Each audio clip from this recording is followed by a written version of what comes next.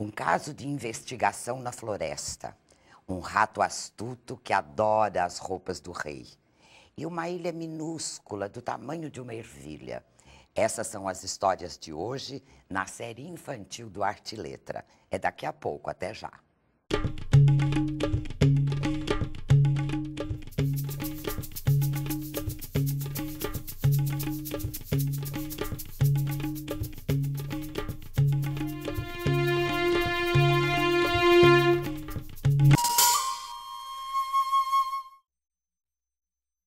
Olá, no programa de hoje eu converso com Milton Célio de Oliveira Filho, autor dos livros infantis Tchim Tchan Tchum, O Rato e o Alfaiate e O Caso das Bananas.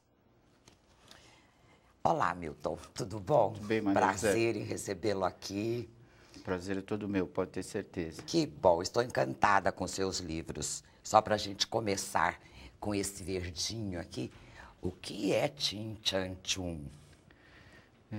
Xin Chan Chum ou Tchim Tchan Tchum, porque Xin, a pronúncia está xin, variando É muito. Xin Chan Chum. Não tem nada, não tem nenhuma Significação, assim, não? A língua, É. alguma língua oriental, né? Que lembra um pouquinho, o pessoal Lembra japonês. lembra Porque japonês. tem um sufixo japonês, acho que é um sufixo, não sei, shan, que significa alguma coisa de carinho, de amizade, respeito. Tanto que eles chamam, né? O avô de Exatamente.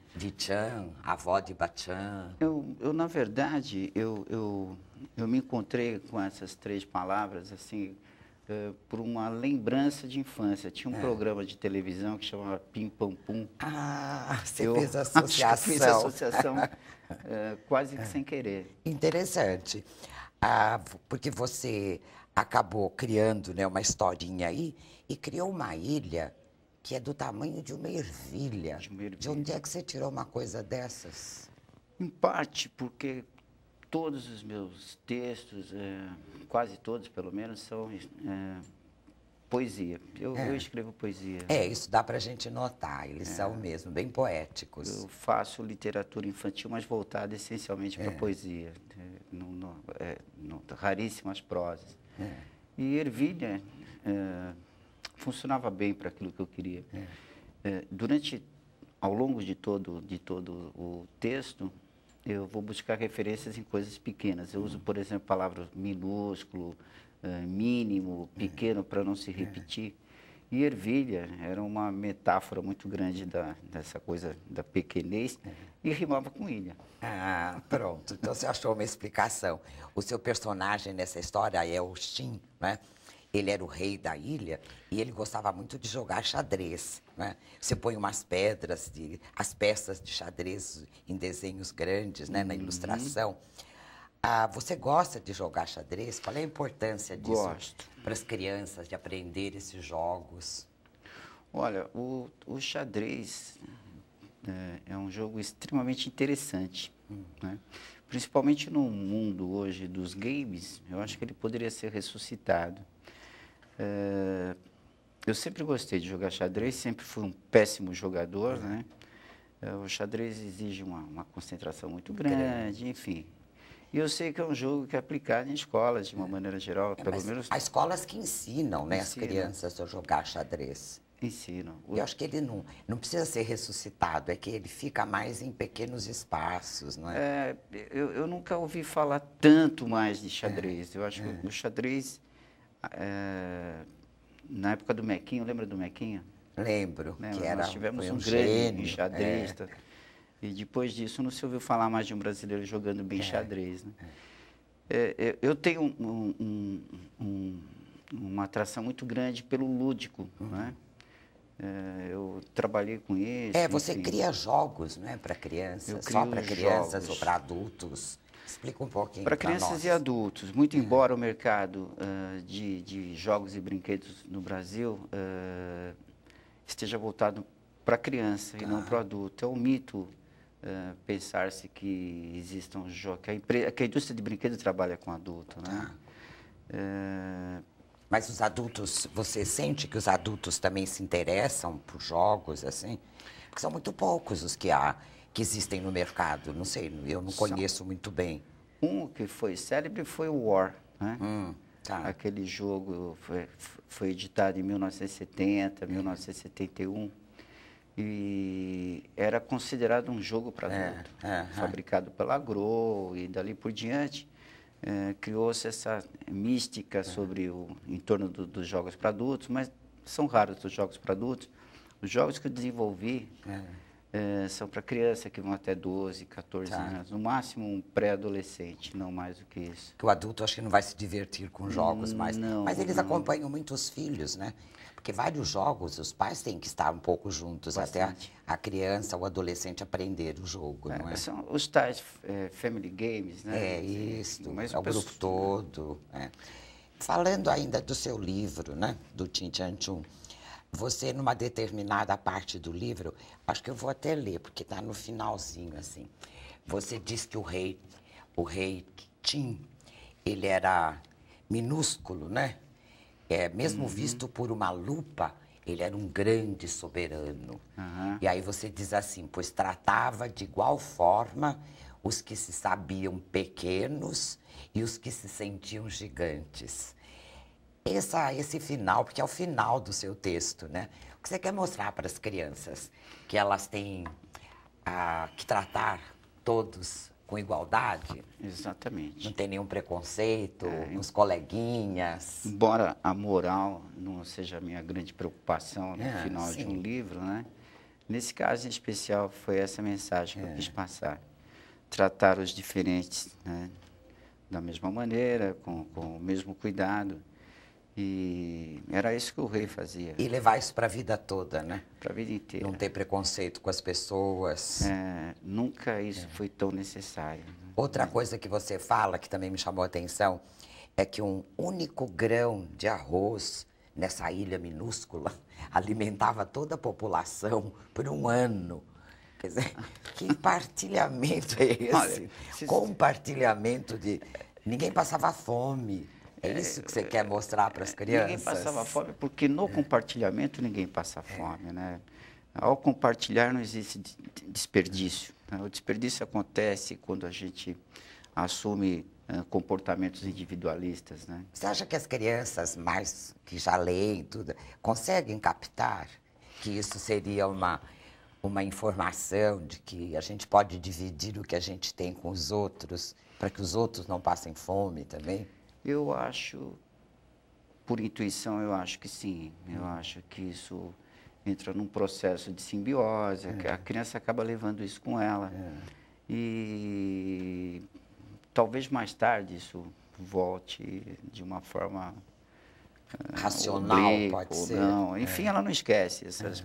E sempre existe a tal leitura compartilhada. A criança hoje está acompanhada de um professor, dos pais, enfim, que dividem a atenção, né, em torno do livro. E acho que frisam um pouco algumas coisas, eu acho que sim. né? E a criança é extremamente curiosa. Eu me surpreendo. Eu sou convidado para muitas palestras em escolas e, invariavelmente, meu público é de, no máximo, 8 anos, porque geralmente é o pessoal que mais me chama, e elas fazem perguntas extremamente pertinentes,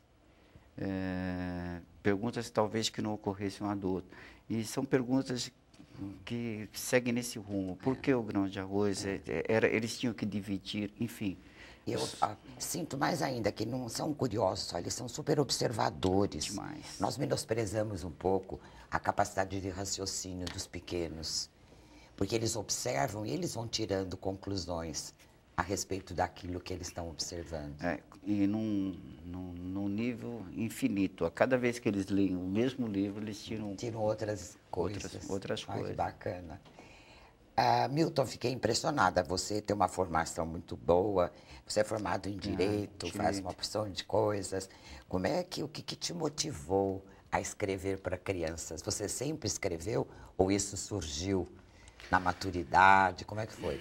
Olha, eu sempre escrevi, embora não fosse a minha atividade principal, eu sempre escrevi. Eu acho que o primeiro livro que eu participei de uma antologia chamada 100 Poemas Brasileiros, a antiga editora que publicava a revista escrita.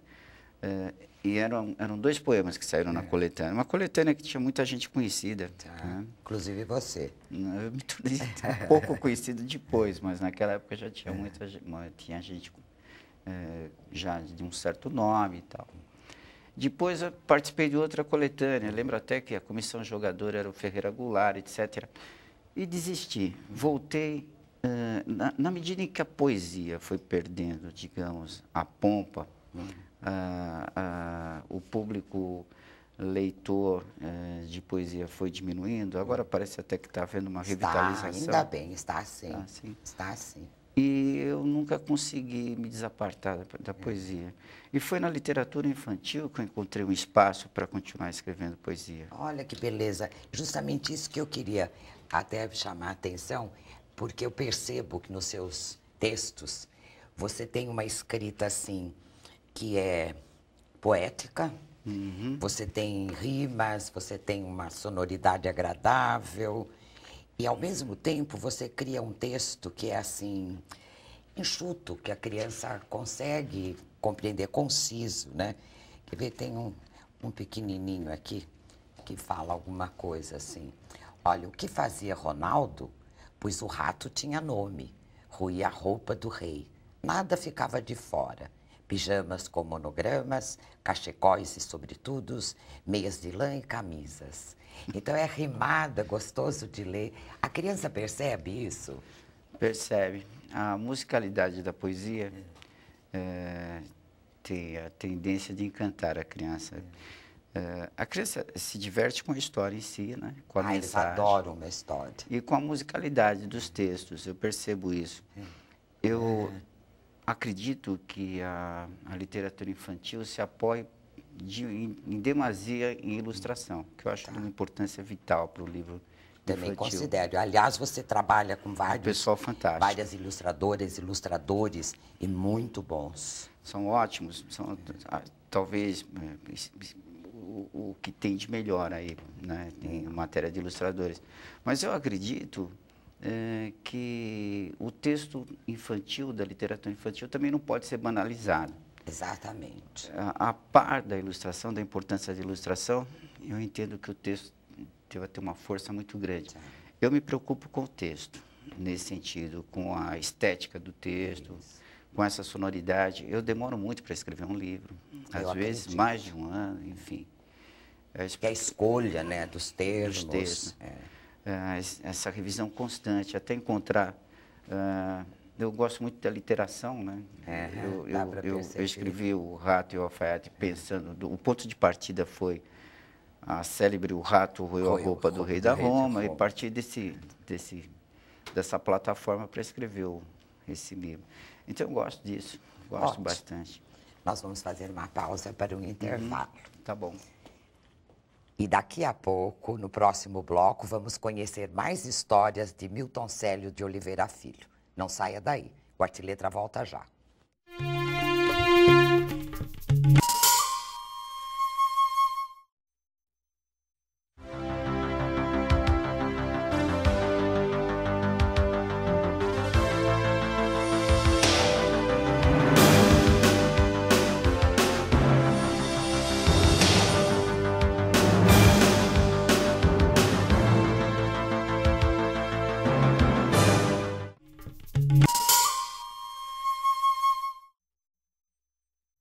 O Artiletra está de volta e hoje eu recebo Milton Célio de Oliveira Filho, autor dos livros Chin Chan Chun, O Rato e o Alfaiate e O Caso das Bananas. Milton, falando do seu livro O Rato e o Alfaiate, que eu gostei demais, a ilustração tá linda e a história é uma gracinha. Você faz uma retomada, né, usando aquele trava-língua que você já falou, né? O rato roeu a roupa do rei de Roma. A sua história é um pouquinho diferente, porque o rato tem nome, né? Ele se chama Ronaldo. O alfaiate tem nome, né? O Anacleto. E eles formam aí uma dupla perigosa, né? Fala um pouquinho sobre ele. Então, eu já tinha observado que eu não trabalho aquela moral do livro, aquela coisa de deixar um ensinamento moral no final. Mas fica uma mensagem, né? Fica sempre uma mensagem. E no Rato e o Alfaiate, a mensagem é de que não existe só o bem e não existe só o mal. E bem e mal se entrelaçam numa constante, né, que nos acompanha durante a vida inteira. Mas eles formam ali uma dupla perigosa, dupla muito interessante. Né? Um rói a roupa, o outro conserta a roupa do rei. Um existe sem o outro, na verdade. Exatamente. Né? Eles vivem nessa relação, numa simbiose. E essa mensagem já mostra, né, para esse público infantil que são realidades, né? Tanto o Anacleto quanto o Ronaldo são realidades nesse mundo. Né? Foi uma forma que você teve para mostrar a existência, né, dos dois lados, por exemplo. De uma certa forma também, mostrar que ninguém faz nada sozinho, por si só, você tem que... Há uma interdependência, né? Sim, e que a gente é fruto de circunstâncias, né? Sim, fruto de circunstâncias. O Anacleto aparece na medida em que as roupas começam a ser ruídas. A aparecer ruídas, né? Senão ele não teria serviço também, não é?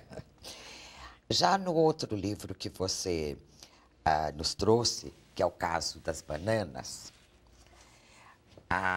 ele tem, né, uma investigação que é feita na floresta, não é? E muito interessante também. E é uma coisa que se aproxima um pouco até das histórias humanas, né? O que acontece com esse caso das bananas? É a coruja que faz o papel do investigador, né? Saber quem roubou o cacho de bananas. Exato. O caso das bananas é o início de uma série de livros nesse mesmo tom, né? Todos de investigação, todos com um final inusitado, porque quem lê esse livro descobre que no final não há culpados, não há vilões, né? Exatamente. E a coruja é só um fio condutor da história. Por que a coruja? Que ela tem assim, de característica para ser investigadora. Aquela coisa, acho que talvez da inteligência, acho que remanesce ao tempo dos egípcios. A coisa da sabedoria, né? Da sabedoria. Perspicácia. Sim, por isso. E o caso das bananas, no final do livro percebe-se que o vilão não era nenhum vilão, né? Ninguém, na verdade, havia roubado as bananas. Mas posso contar o final? Não conte, deixe para os nossos leitores perceberem. Na historinha que você nos traz aí, só o bem-te-vi é quem sabe realmente, né? Quem comeu as bananas, o cacho de bananas.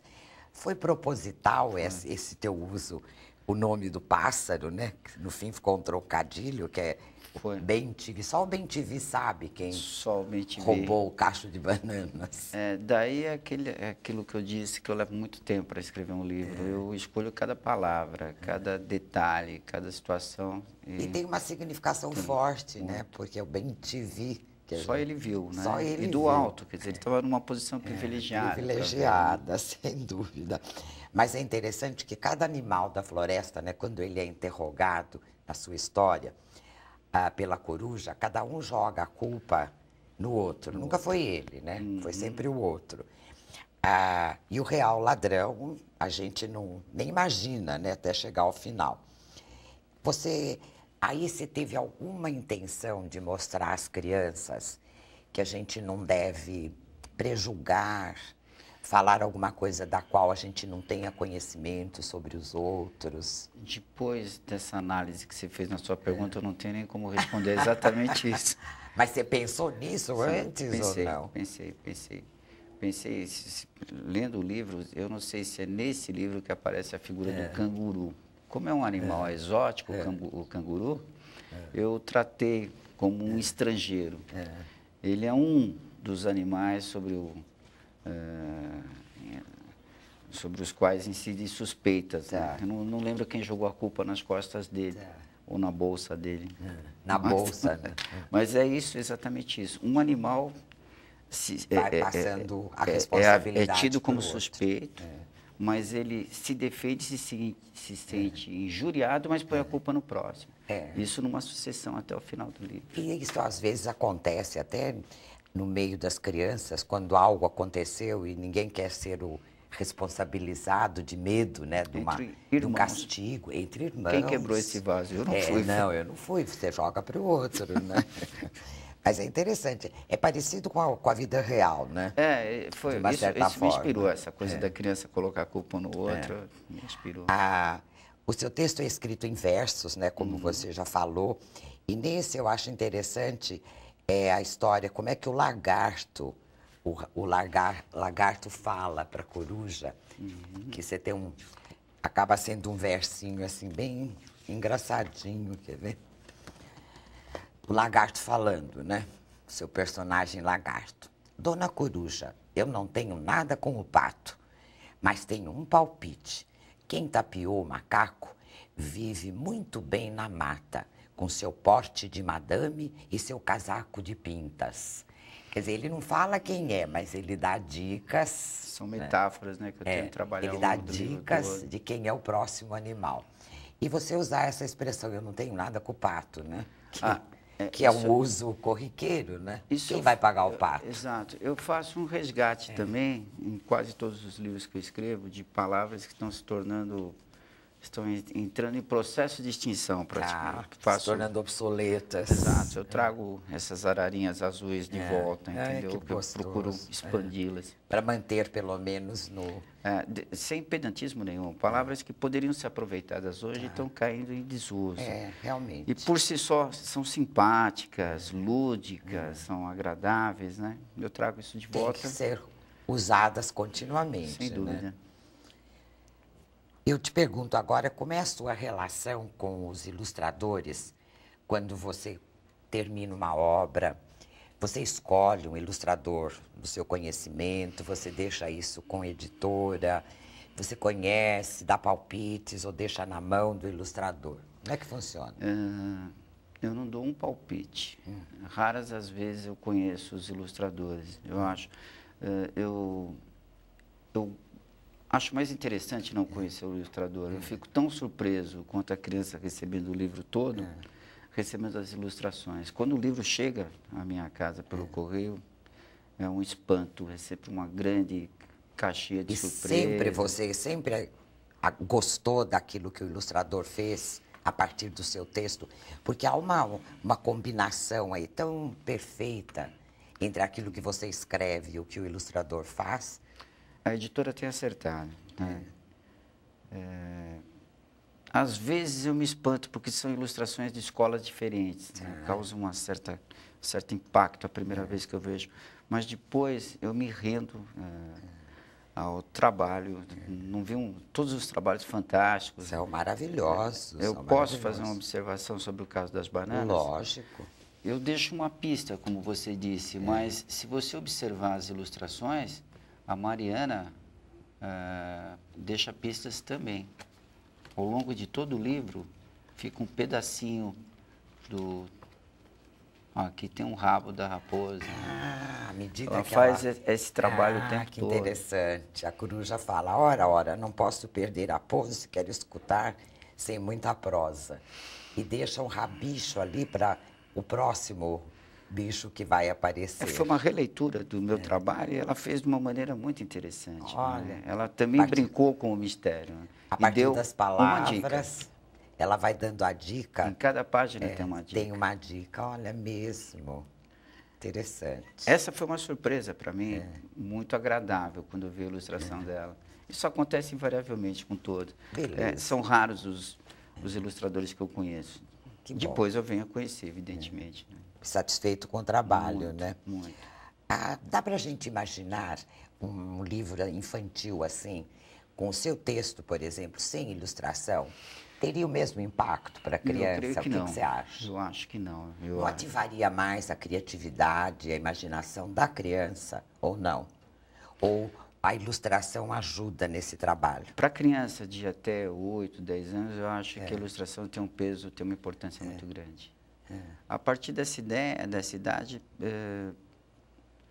eu acho que funcionaria sem Tá. ilustração. Né? Sem ilustração. Mas daí um texto maior, mais explícito. Mais voltado para a prosa. Tá. Né? E que ativasse a criatividade, a imaginação da criança, né? Ó, os textos são curtos, né? E o livro, para alcançar esse número de páginas, ele é preenchido com ilustrações. Sim, Né? sim. Mas o texto é curto, é enxuto, mas ele é bem significativo. Eu Né? acredito que sim. Não, ele é. A intenção é essa. Para nós finalizarmos, você pretende continuar escrevendo para crianças ou tem ideias de escrever para outro tipo de público? Olha, eu pretendo. Escrever para mim é uma paixão. Eu tenho uma série de outras atividades, mas escrever é uma grande paixão para mim. Escrever para criança é uma paixão dobrada. Que bom. O meu contato com as crianças é muito grande. Físico, né? Eu vou para as escolas, vou para espaços literários onde eu interajo com pais, com professores. Por vezes eu falo só com professores, mas professores dessa criançada, dessa molecada. E eu pretendo escrever um livro infanto-juvenil. Aliás, já está escrito, estou só esperando a aprovação.